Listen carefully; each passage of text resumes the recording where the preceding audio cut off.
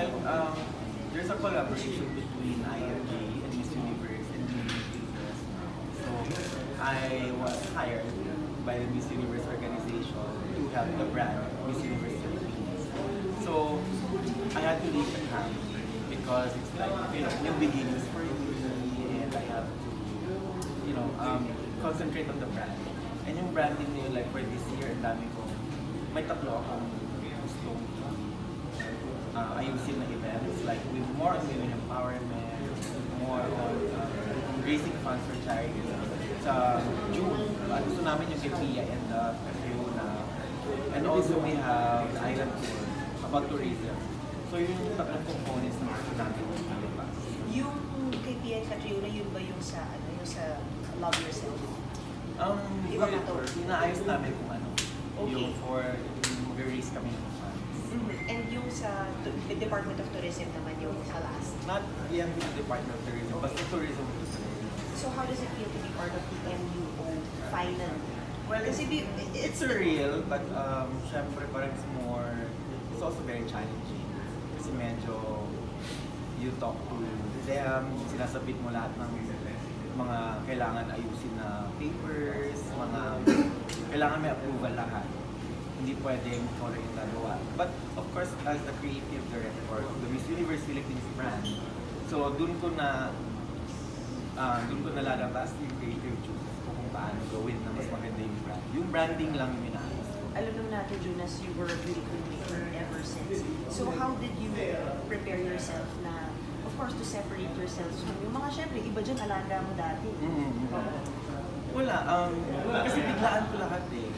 So, wala naman akong training for this year's competition. Wala akong nakita ko yung girls in the past, lalo na yung mga repeat.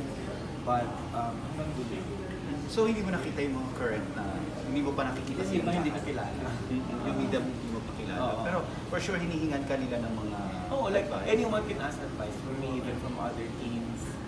Okay lang, may mga nagtatanong naman sa akin ng advice, may mga tinutulungan ako na, kung magtatanong, then I'll tell my piece of advice. Kaya ba pinupush mo na yung Team Pilipinas? Yes, Team Philippines for all. Unity, dapat. Walang nag-aaway ng mga camps or teams. Ano na nangyayari sa ACES and Teams? Bago ako umalis, nag-meet naman kami. So, yun, nagpaalam ako and then buuin naman nila ulit kung paano.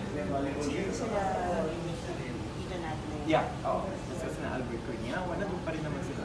Nice. Knowing that we have produced current Miss Universe, I'm sure super pressure dito ng mga girls. What would you tell them to prepare for this one? Well, hindi ako nalulunod. May ano lang. Akala ko Problema nandun sa ka eyes ko. Hindi, may laser. Sorry? What would you tell them to for them to prepare for something like this na kasi knowing that we have an existing Miss Universe? They have to know the brand. They have to know what they're getting into. They have to also understand that going into Miss Universe is not yung madalian lang. Dapat alam mo yung brand, alam mo yung ginagawa mo, you're empowered as a woman. You have to know what it's all about. You have to know your country. You have to be, dapat may ginagawa kang social life.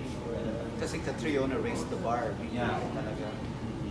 May nakikita ka ba na possible dito sa mga? You can always build someone who be like, Pia and Fiona and the others. So, Ano na yung next for the pageant? Where do you see, since of course it's an end of an era with you leaving ACES and Teams, where do you see the future of Philippine beauty pageant?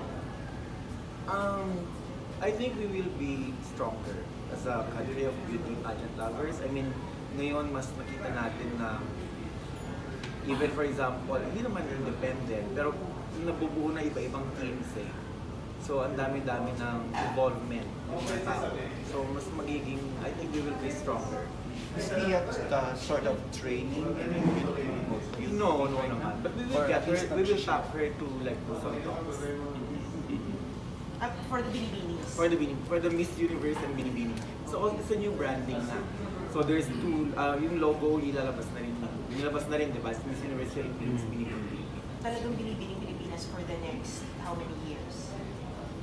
Kumbaga, the franchise is still with it. Oh, yes, yes. I'm not talking about the franchise, I'm talking about the brand. Okay.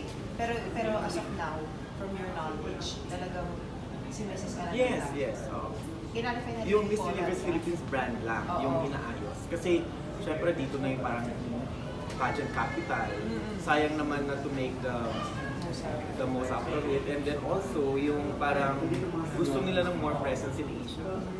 Pressured ka ba? Kasi in a way, parang sabi mo nga, naging pageant capital na ito Oo. that napansin na tayo in a lot of pageants. Hindi naman ang pressure siguro ang Venezuela. So, huwag na tayo ma-pressure. We have to enjoy the ride. Are we the new Venezuela? I don't want to say, but I think we are pageant powerhouse, yes.